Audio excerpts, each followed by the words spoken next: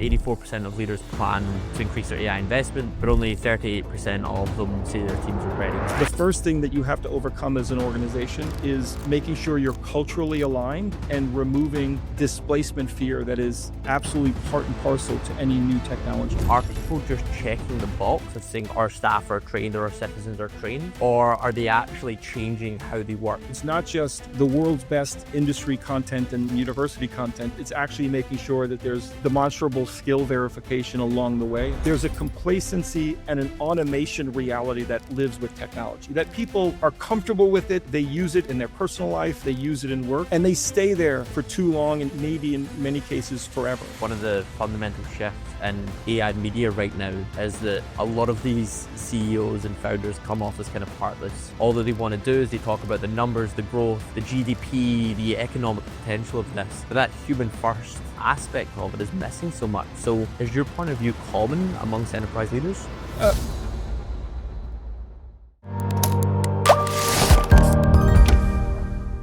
Anthony, welcome to the podcast. It's great to be here, Liam. Good to see you. A pleasure.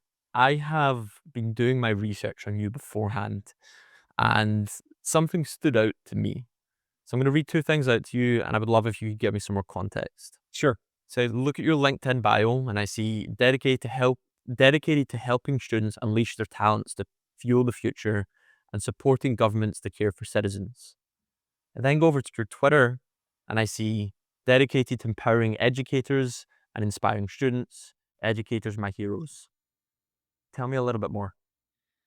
Yeah, I have to say, I have been incredibly fortunate throughout my career to serve really heroes in our society, and that are our educators, helping students, not only unleash their potential on problem solving in the world, but really working hard in classrooms to lift expectations for their learners. So I've been fortunate in my career to work with schools. I've been fortunate to be in classrooms really globally. I've visited over 80 countries, but I've been in almost 3,000 classrooms and university campuses. And it doesn't seem like a lot, but probably there are very few people on the planet that have been to that many buildings, worked with teachers, see what's going on the ground.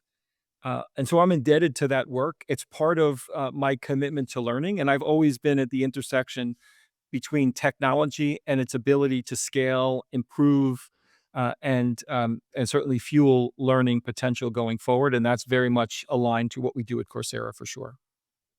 I'm really curious about how that interest and that spark formed from you. Was there any early childhood experiences or? Yeah, it's an interesting conversation. I grew up in the Bronx in New York, so I'm not sure.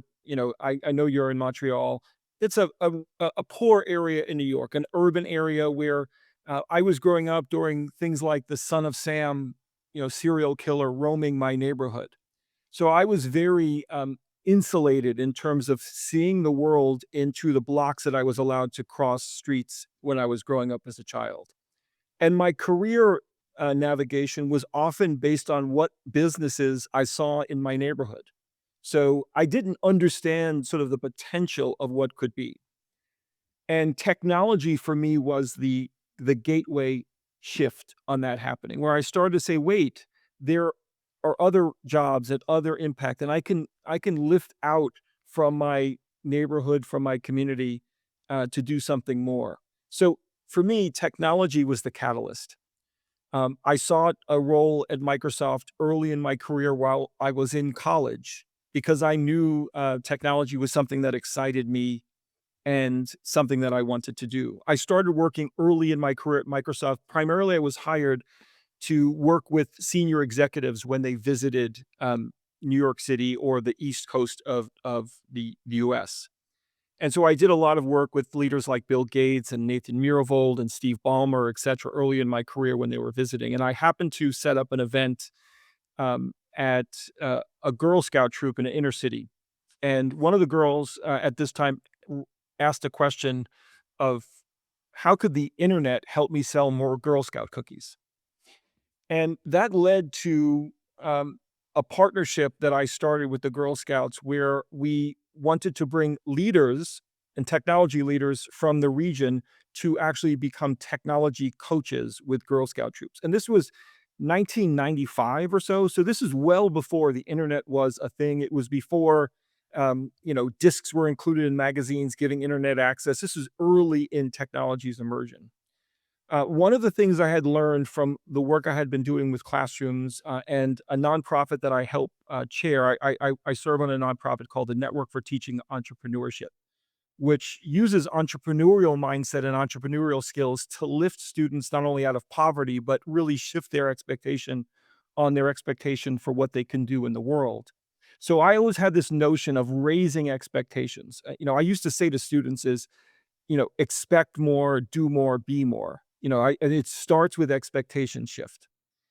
So I worked with these girls on teaching them at that time.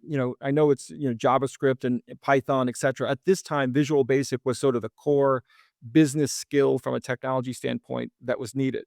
So in 1995, I started a program training Girl Scout troops Visual Basic programming, and I got people from Gillette and Raytheon and Microsoft to um, volunteer to teach these troops. But I also taught one session myself, thinking of myself as I can figure it out. And I wasn't a programmer or a developer, but I was fairly tech savvy. So I took on responsibility of a Girl Scout troop. And by, and these were troops that happened every other week. I would come in on a Thursday to teach. And by the second time I visited these girls, I was answering questions without really confidence that I was giving the correct answer.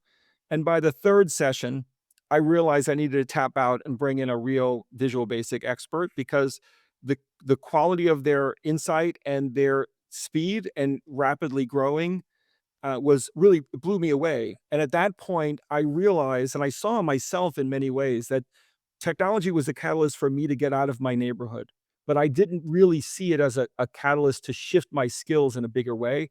And I saw that with the troops that I work with. And I decided at that point I wanted to pursue work with intersecting technology and education. And I went on to lead Microsoft's education efforts globally for quite some time, which gave me the opportunity to deepen that appreciation traveling around the world, visiting schools and classrooms.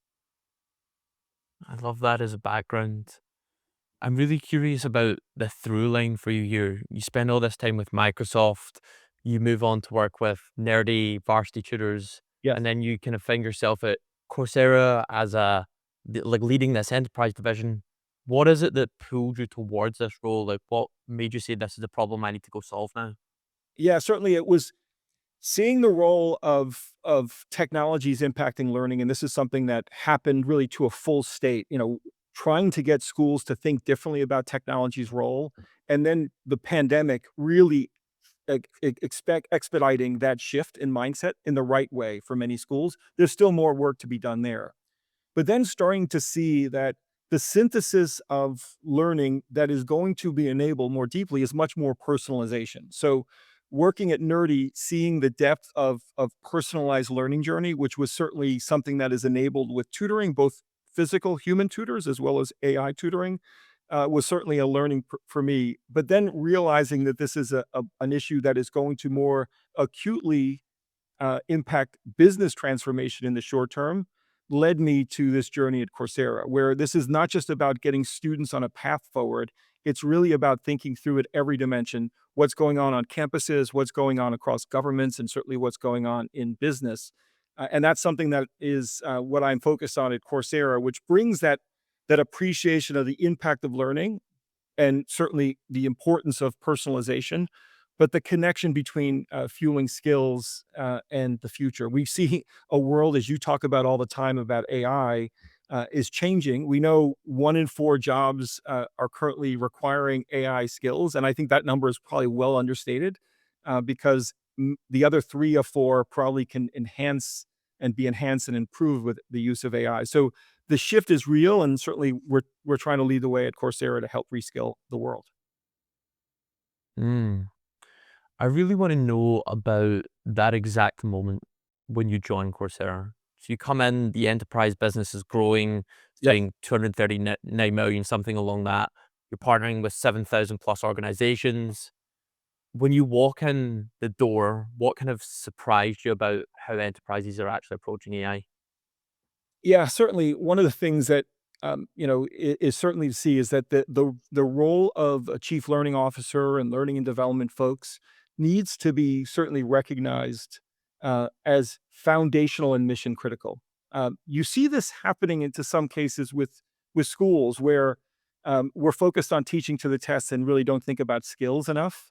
But this happens in organizations as well, where a real investment, a commitment to skilling and transformation through humans is not often priority one or even priority two or three. And that's something that I was surprised by because as you think about, AI displacing jobs and requiring new skills, et cetera, I would have expected that sort of a skills agenda was a top priority for many CEOs, many lines of business leaders.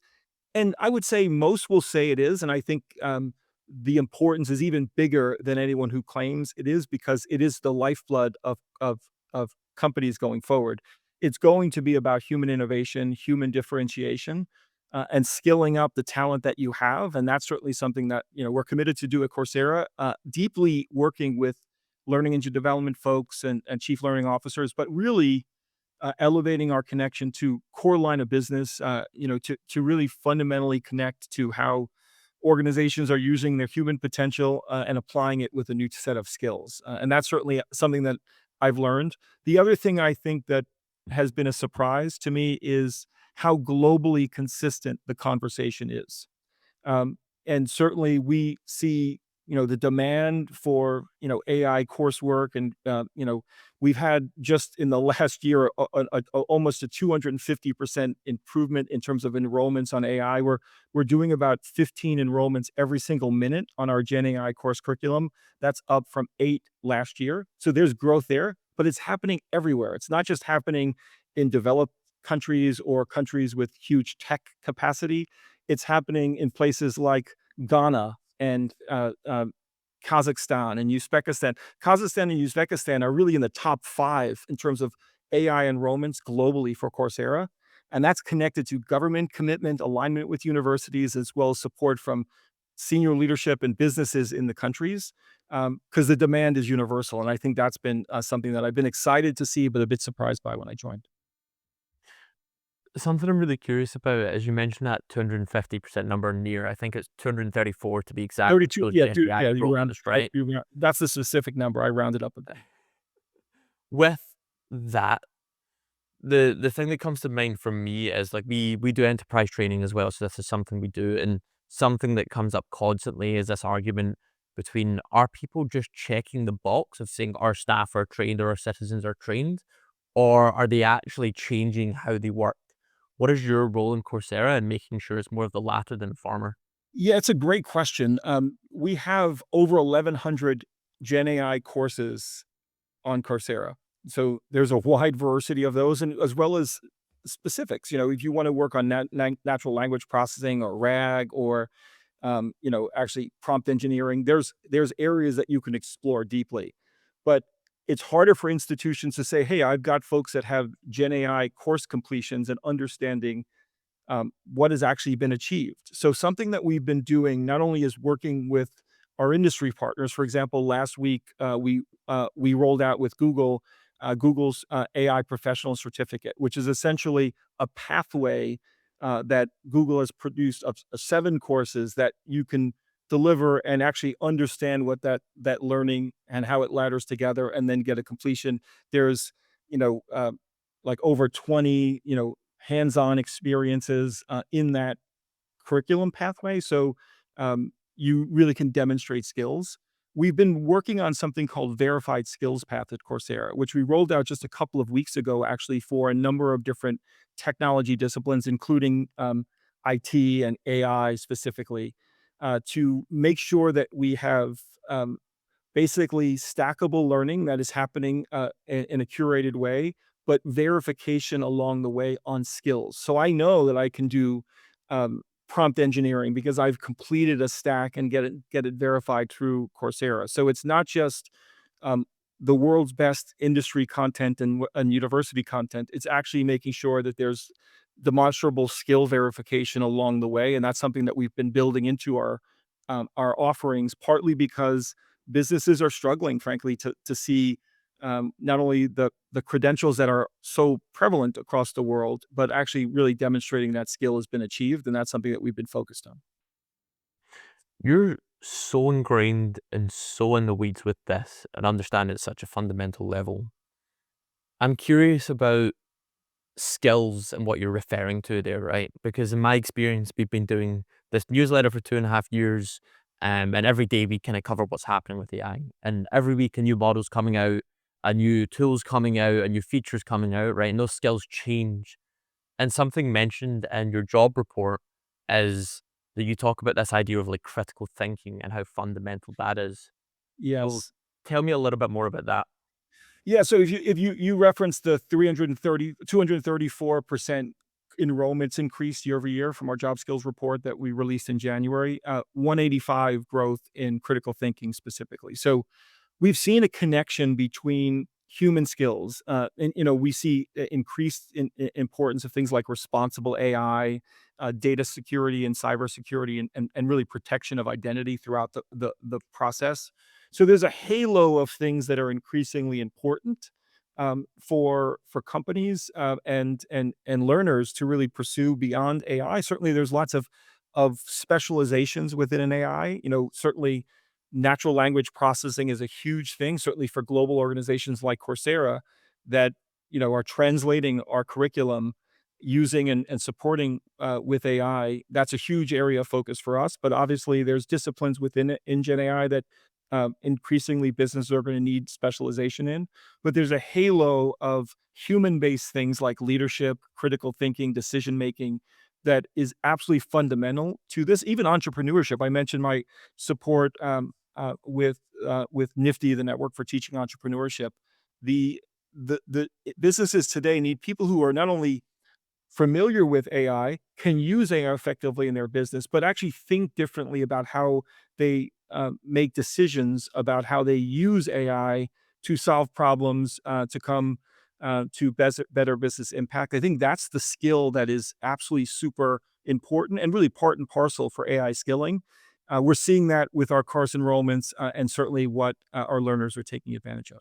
Give me 30 seconds and I'll give you the secret to effective AI implementation. If you like the AI report, you already know what we're about. Cutting through the hype and helping leaders actually use AI. At Upscale, we're more than a newsletter or even this podcast. We work with global organizations like the Society for Human Resource Management and Fisher Phillips Law Partners to train entire departments, boosting efficiency and productivity by an average of 41% in just weeks. If you want your company ahead of the curve instead of chasing it, book a free strategy call at upscale.com. That's upscaile.com. Schedule today and future-proof your tomorrow. Your experience can speak to this a lot. When I think about these skills that you've just mentioned, this critical thinking, decision making, all of that, it doesn't really start at the time when you're 10 years into your career. It starts when you're in primary education, secondary education. Absolutely. Are we equipped currently? Is the education system equipped to teach these skills? Does that have to change? What does that look like? Yeah, I think so. I think, again, I believe that we actually have done computer science wrong within schools, historically. I think there's lots of good intent, but we apply it, the wrong way. I think too many young students are taught computing for computing's sake. I'm going to learn coding or robotics. I'm going to learn a specific language, which certainly, we almost guarantee won't be at all relevant by the time they enter the workforce.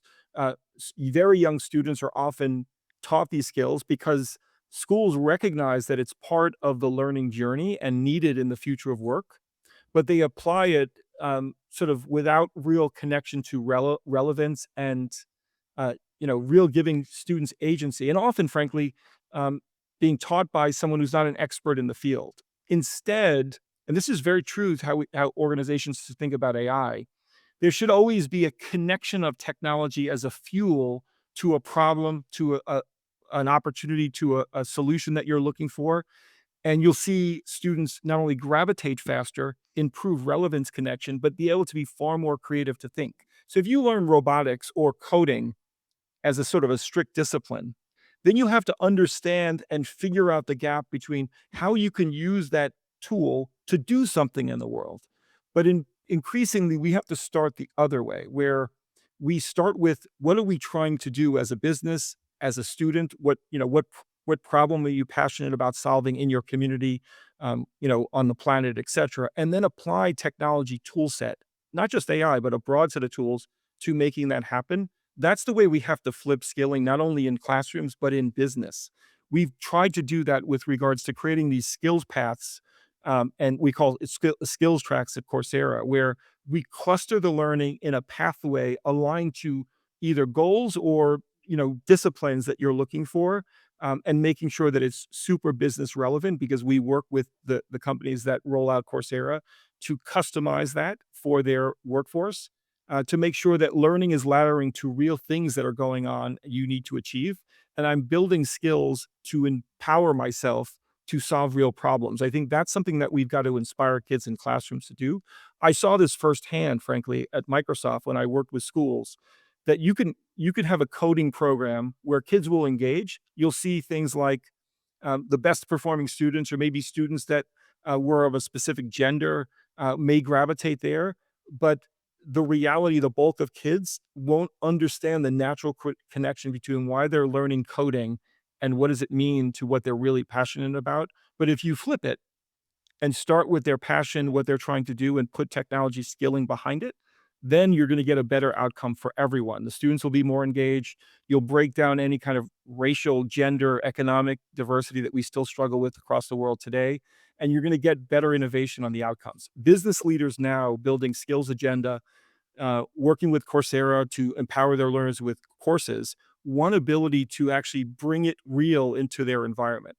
So we've been, we rolled out something called Course Builder, which enables organizations to take content from the world's leading thought leaders, from AI on campus, best universities on the planet, to companies like Anthropic and Google and Microsoft, et cetera, to customize that in their business context. So I'm learning concepts, but absolutely applying it in role plays and hands-on exercises to decisions that we're facing inside of an organization.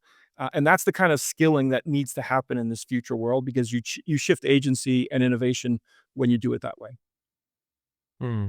I definitely have more questions on the implementation side of it and how you're kind of onboarding these companies and creating these learning paths. But I am curious still I'm not naive and uneducated in this sphere.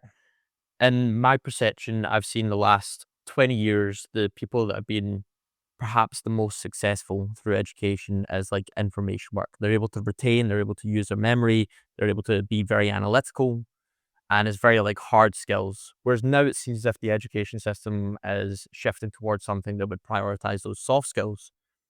Does every person have the capacity to do that? Or is there certain delineation between here's analytical thinkers, here's soft skills thinkers, like they're all put into buckets? Yeah, first off, I would challenge that soft skills are a priority now for education institutions globally. I don't think that's still the case. I think most of the focus is still on core content assessment versus appreciation of skills. There are no leadership grades or communication skill grades or collaboration grades that are delivered across most education systems. There are pockets of schools that are thinking that way and doing that, but mostly still we're very content focused, which increasingly is being augmented by technology tooling in terms of having support from not only the internet but certainly powerful AI assistants. So what you need is far more agency and support. Now, there are going to be some students that have different, interests, maybe different innate skill sets, or maybe different career aspirations where some skills are more important than others. So there's still diversity there, but I don't think we're quite to the point where we may need to be with regards to a competency-based or a skills-based value inside of the education landscape. I think there's going to be a while before that's laddered up in infrastructure, content, assessments, et cetera. We're able to do this in our states as a sort of applying on top. For example, we work with many universities today who are using Coursera to provide relevance and real world connection to the skills that their learners, their students are getting. I grew up in a world where it was sort of a 4 for 40 proposition. You went to school for 4 years and you would use those skills in the world of work for 40 years. In many cases, it's flipping to you need a 40 for 4, where there's so many different skills changing because of the pace of change, not only with regards to technology, but a globalized economy and workplace, that you're going to need to reskill constantly. So many institutions are seeking an opportunity to say, hey, I've got great content from a faculty member that's great in this area, but they haven't been in the workplace for 20 years. And I can augment that curriculum with real world skills that come from industry partners that were created last week. And that blend, I think, is increasingly important, not only for universities, it's going to be true for our K through 12 systems, and certainly we're seeing it absolutely critical in the workplace. I want to know more about what makes learning stick.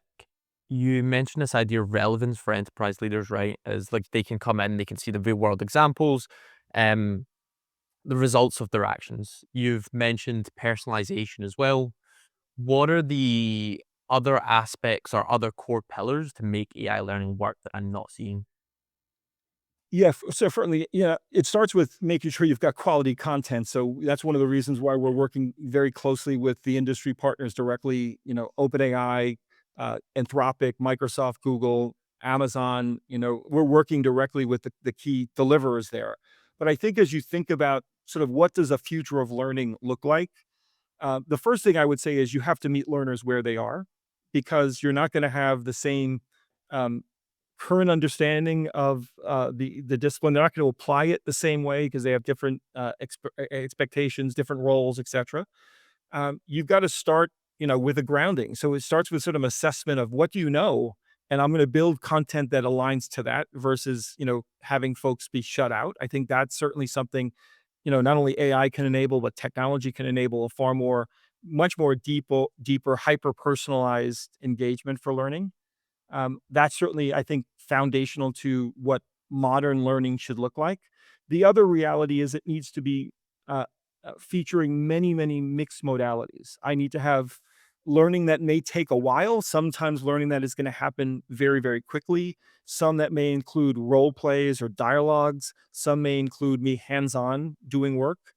So it has to have a mixed modality. This is something that we see in classrooms now, where a modality where you're doing project-based learning, you're working on independent smaller groups, you're working in sort of large campus lecture halls, or you're working one-on-one with a faculty member or teacher.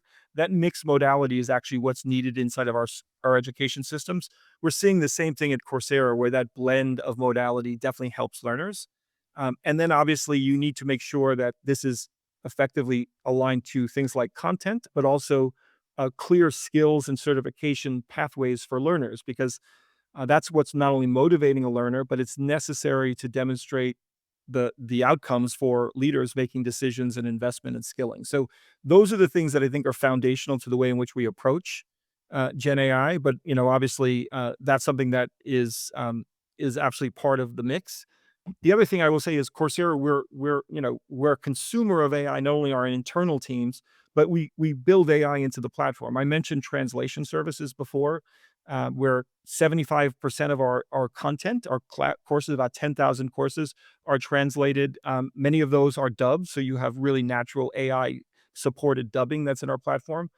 We rolled out a while ago something called Coach, which is essentially like a tutor. So an area that I just came from with my past career at Nerdy, thinking about the value of a coach and more of a personal relationship that's helping you not only as a motivator, but also helping you unpack and support your understanding much more naturally within your learning experience. That's something that not only has helped Coursera see better course completion because of Coach, but it really has made the learning experience far more robust for learners of all types. So those are the things that we're thinking about to, obviously modernize the experience in a Gen AI world. I mean, I love what you mentioned with the coach. I was looking at some of the numbers in that before.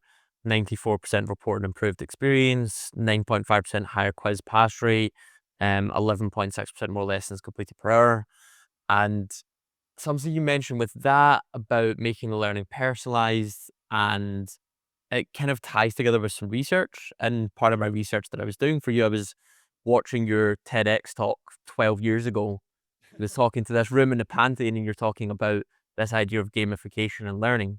Yes. And I'm wondering how that underpins the learning experience nowadays. I feel as if it's a word or verbiage that isn't used as much, but it's essentially, for me, that's what it feels like.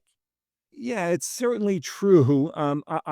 First off, I believe in the power of gamification because not only I probably gave an example in that talk where gamification, if it's used well, it doesn't just motivate, it actually shifts understanding of what you're learning. And that's something that's in the best case, it's there. But at a base case, what you're going to find, especially if we think about businesses, you may have an organization who's made a commitment to reskilling their employees. Employees will gravitate to that differently. Some may be hyper learners and will be all excited to take free time or carve out time in their day to improve their own skills and certainly prepare them for their job, but also help them for future jobs.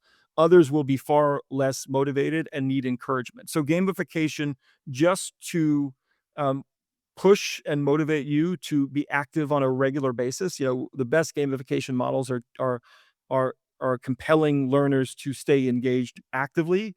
Things like scorecards inside of organizations to showcase how people are performing, etc. All of that is certainly essential.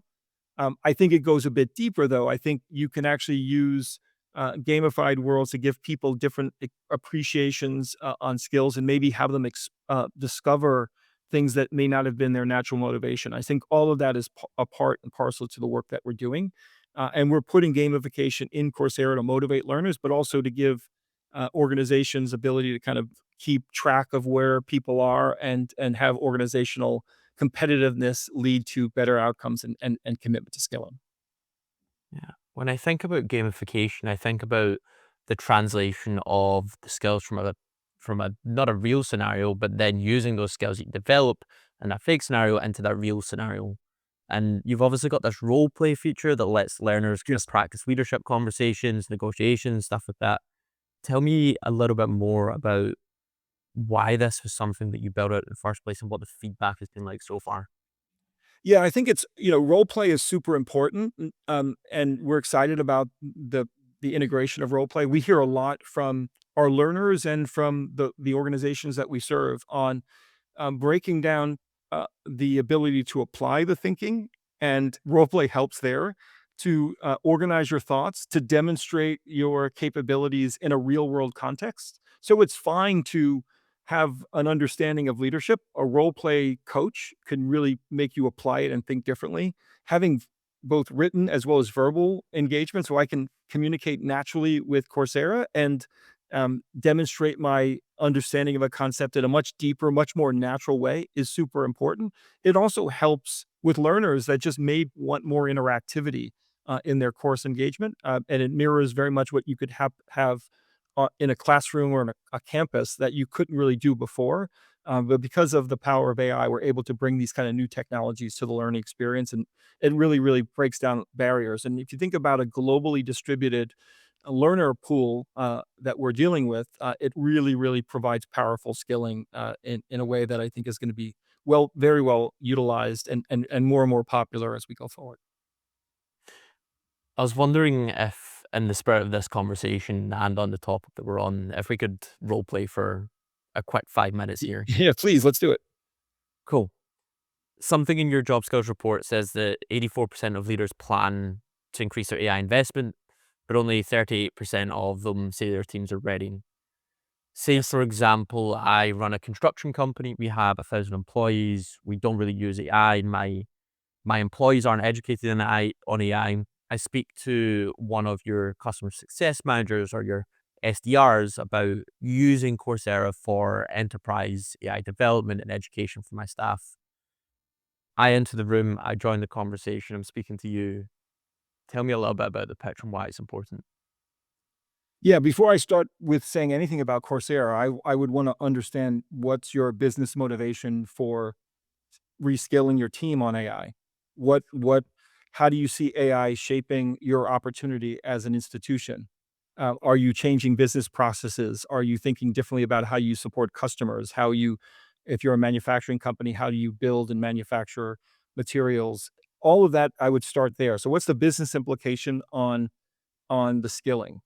I also have to recognize that many learners are fearful of displacement. I think in any kind of technology paradigm, and this is probably true throughout human history, when there's a sort of a bold and new technology that shifts paradigm thinking, there is the first thing that you have to overcome as an organization is making sure you're culturally aligned and removing displacement fear that is absolutely part and parcel to any new technology.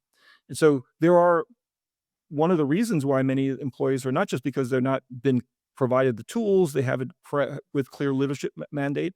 They also fear a worry about displacement. Hey, I'm going to learn to use AI just so it can take over and replace me. So you really have to think about what's the organizational imperative on how AI is going to enable the folks that are skilled to do more, to create more opportunity for themselves and the business, and really bake that into the DNA of the company.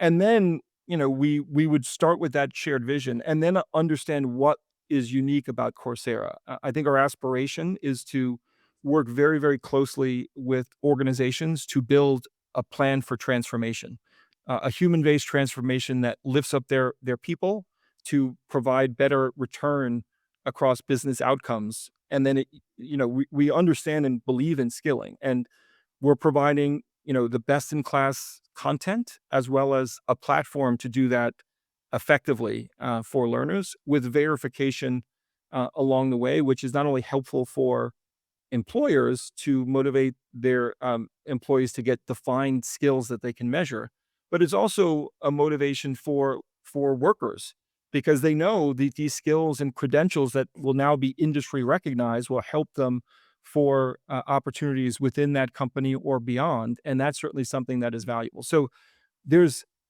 lots of conversation I can have about Coursera, skills tracks, verified skills paths, the work that we're doing with role play, coach, the amazing content that's coming to the platform every single day. But it really starts out with really understanding the organizational goal. What are they trying to do to transform their organization? And then being a partner to that and working directly with those organizations to make it happen. Mm. I tend to agree with you on a lot of those points. Part of our business is that we do enterprise training as well. We've worked with the likes of SHRM, Stanford, Mertz, Fisher Phillips. Time and time again, the thing that comes up is it's not the access to information, it's the problem. It's just people feeling comfortable with the technology. Talk about like job displacement. So that their job's secure, and it's literally just people needing someone to hold their hand and walk them through it. In my experience, the people that we speak to that tend to be most responsible and responsive to actually implementing this safely and ethically tends to be HR leaders. And I'm wondering what your experience is with roles within companies. Who's most responsive, reactively? What are the best conversations? Yeah, I mean, I mentioned earlier chief learning officers and learning development people, HR, et cetera. Increasingly, this conversation needs to be foundational to organizations and really think about line of business. And it connects to this conversation. So I've been around many, many different technology paradigms, and although a lot of the conversation, a lot of the work that you do is AI centric, and that will be around for a while, it will be, quantum computing, and other technology things will be here soon, and that will become the buzzword of the day. And so technology paradigms will always change, but a lot of these things are fundamental, and I think many of the journey has been consistent. So I mentioned the first stage is typically displacement. So, hey, what does technology mean to me? Are teachers in classrooms going to be replaced by robots? Um, are we going to move to autonomous vehicles and remove 21% of the workforce that is delivering transportation as part of it? There's a huge concern with regards to displacement. The next phase typically is worry about skills erosion, meaning there's going to be at an education level, a business level, is that, hey, once we rely on technology, will we get weaker from a skilling standpoint? Not the other way around. Typically, hey, I'm having people rely on a Gen AI platform, an LLM. Does that mean they're going to not be as effective at writing or as effective as processing information because they're using technology as a crutch? This was true when calculators entered classrooms that people felt like was going to weaken and erode math skills. There's always been a sort of a secondary fear around skills erosion. The third phase, which is the one that you mentioned, is probably the worst one, and this is the hardest one, where there's a complacency and an automation reality that lives with technology, that people are comfortable with it, they use it in their personal life, they use it in work, and they stay there for too long and maybe in many cases forever. The last phase, which is really fundamentally reinventing and transforming, thinking everything about business process to customer engagement to the way in which you set culture in a organization, all of that needs to be rethought constantly with new technology paradigms and new capabilities. And many organizations don't do that. So there's always a significant lag between real innovation and application of technology, which is why when there is a new paradigm shift, typically the fast movers are the startups where they don't have that legacy baggage and they're able to innovate faster with the new technology, where the larger and legacy organizations are always keeping up. And that's a huge balance, which is why I think this is a top line organization conversation. I know we've got great HR people, chief learning officers thinking about skills transformation in their organization, but I think it's really the DNA of every organization going forward. What we've seen throughout human history is the increase of technology requires more fundamental human skills as a response, and not the other way around, which may be intuitive. We saw this during the pandemic. I was responsible for working with schools around the world when technology was the foundation for learning. The thing that mattered most was the human connection. And parents who may have not even valued what was going on within their classrooms started to care more. Uh, Learners cared more about the personal connection with their teachers, and everyone was excited to get back in classrooms to be more human and connected. Things that we may have taken for granted were heightened through the pandemic, when a time where the world could have said, you know what, this learning with technology is fine. We don't need um, the schools and classrooms. The opposite happened because that humanity became true. I think the same thing is going to happen with businesses as it relates to this AI shift. Do you think many people think the same way that you do that are in similar roles? And I think this is for me. I've been doing this podcast for a year now, spoke with a bunch of CEOs, a bunch of founders, and I think from our audience's perspective, one of the fundamental shifts or fundamental problems in AI media right now is that a lot of these CEOs and founders come off as kind of heartless. All that they want to do is they talk about the numbers, the growth, the GDP, the economic potential of this. But that human first aspect of it is missing so much. So is your point of view common amongst enterprise leaders? Well, certainly, I would not see this as mutually opposing forces. That's the first thing. There, I appreciate it myself as well. Appreciate the reality of delivering against the commitments, the targets, growing revenue, all that stuff. That most organizations are under pressure to deliver. That's a reality that I don't think that anyone could sort of give a pass to. What I do believe, though, is that the organizations that are most effective believe the importance of human skilling to be foundational, and they're setting their trajectory with regards to future business implications because they're committing to not only upskilling their people, but really putting a human first POV on their transformation as an organization. We're working with AI companies like Aiden AI, which does this work for other companies and partners that they work with. They're working with Coursera and using skills tracks, for example, to reskill their team on AI because they believe that's what they do, but they also believe in the commitment there. The Bausch Shalom CEO, was active recently talking about their transformation connected to the work that they've been doing to bet on their people. And I think good leaders are going to continue to do that. I think that's been true not only now, but throughout human history, that organizations are people-centric, tend to not only produce better innovation, create better culture that resonates with not only employees, but lands into the customers that they serve. And they're able um, to sort of weather kind of disruption that happens naturally with either technology, what's going on in sort of economic trends and things like that. People are going to be more important in the future, especially as you have industries and organizations that are contracting or changing, the people that are there are going to be more important.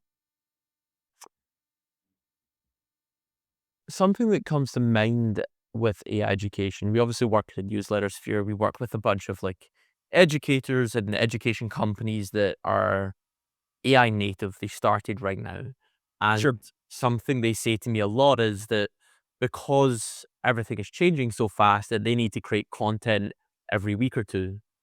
Whereas from what I know with like the likes of traditional education companies like Coursera, Udemy, I know there was a big merger, that it takes longer to develop these learning pathways. So I guess my question for you is how do you keep up with these YouTubers, these individuals, these people creating the content online that can do it a lot faster? Yeah, I think, well, some things you wanna do is make sure that there's not too much noise, and, you can create fragmented learning experiences, etcetera, that are harder for a learner to progress through. The way in which we think about it is it comes with a blend. So we're working with some of the best universities in the world to work with computer science faculty to build courses that are much more evergreen. They get changed almost on a annual basis, if not a semi-annual basis themselves, to stay updated. But there's foundational thinking that are going to be retained, and how do you apply, how to think, thinking through things like ethics and responsibility that are much more evergreen. Then there are technology skills that are far more changing based on new innovations, new LLM stacks, etc. And we're getting that with not only industry partners. We're going to have lots and lots of new content every single year from the key industry partners that we work with.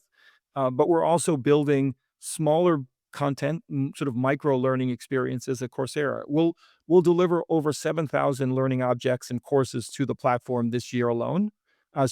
We're constantly producing content and adding to the platform to stay current and relevant, but also editing and updating the content that we have.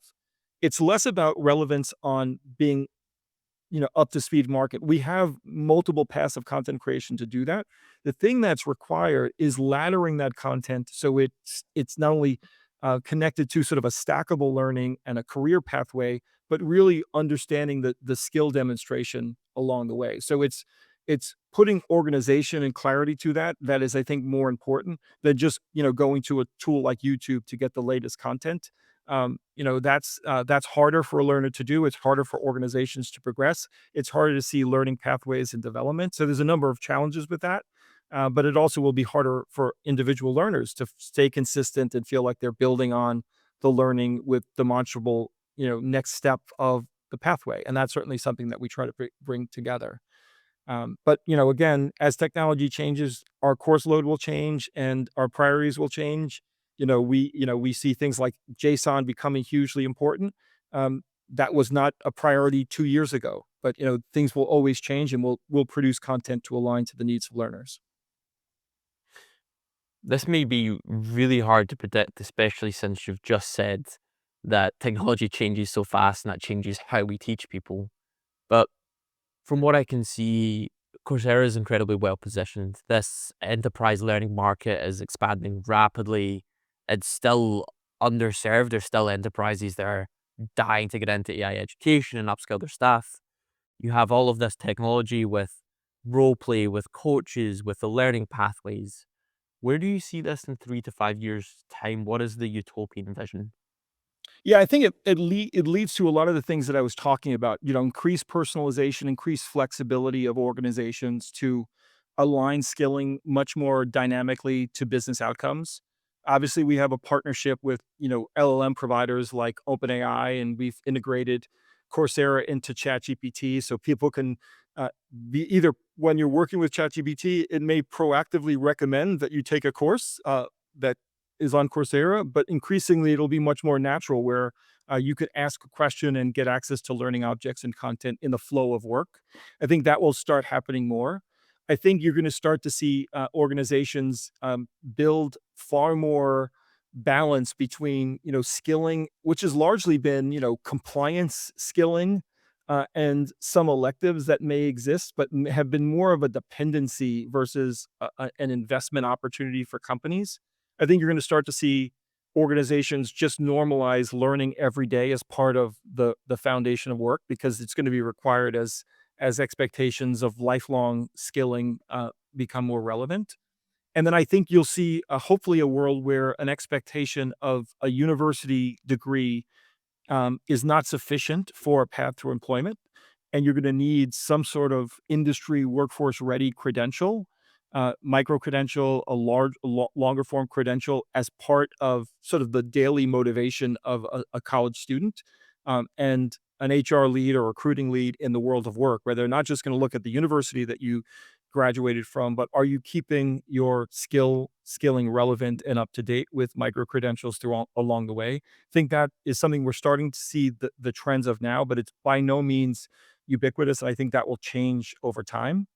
And I do think that's something that we need to continue to push, because I do think the world is going to need these new skills to adapt to a more and more complex global world. Mm. I'm curious if we run this back in 3 to 5 years' time, we'll find all these predictions to come true or not. Well, yeah, I mean, you did some research on me, and probably I probably apologize for you having to watch 12-year-old speeches. I think I do speeches every single day on various things. Some of the things I said then are absolutely still a problem today. Some of the things are true, and came true. Others are still yet to be.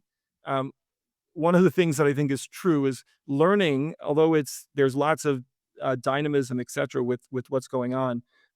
It's been relatively similar because the end goal has been the same. From a teacher in 1900 to a teacher today, they have the same exact mission. So the industry doesn't feel like it changes that much. And I think most industries that actually have been consistent with what they do may get wrongly accused of not being fast changing, because their mission has been consistent. I think the same thing is going to be something we're going to true. The focus on skilling is going to be very, very consistent. The needs, the actual content, the application of what courses are popular, et cetera, will change. But things that we're focused on are going to be sort of evergreen. We need to meet learners where they are. We need to make sure that we're super personalized. We need to focus on outcomes with organizations, and really create mixed modality learning to not only incentivize and motivate learners, but to really demonstrate verified skills along the way. So that's really where we're focused at Coursera. And I think, certainly we're excited to work with governments, university institutions, schools, as well as businesses globally to not only fuel their future, but really making sure their workers are ready for the new world of work. Mm. I want to finish off with one last question. We've spoken a lot about Coursera and AI in education, and I think a through line through it has been like your actual love for the craft of teaching and your love for educators. And I'm curious, I ask all my guests the same question to finish off. Um, Anthony, why do you do what you do? Yeah, I could do lots of different things in the career. I recognized the power of learning and the power of education to shift expectation. I felt it when I started to use technology to expand my world, and I have been indebted to teachers and folks that are committed to learning. I see the commitment, I see the sacrifices they make, but I see the impact. I see students who were unsure, afraid of AI, getting excited about its role and how they can think differently about their own future. Same thing happened with me with CompuServe in the 90s, where I started to say, wait, I can, live a different life and be a different person, contribute in a way that was much different than I. That's still happening today all over the world. So I'm indebted to educators, but really more passionate about what happens when you harness the innate potential in all of us with our passions and the right skills. You can do a lot more of good in the world, and I think that's what we're focused on. Awesome. Anthony, one, I want to thank you so much for your time. Two, if people want to learn more about you or get in contact, how do they go about doing that? Probably the easiest way to connect with me is through LinkedIn. So Anthony Salcito, linkedin.com/Anthony Salcito. And obviously, I'm always available to connect through Coursera my email at Coursera is asalcito@coursera.org. So welcome dialogue and contributions and feedback. But yeah, thank you very much, Liam. It's been a great conversation. I really appreciate the work that you do, and I've enjoyed the discussion for sure. Awesome. Thank you so much.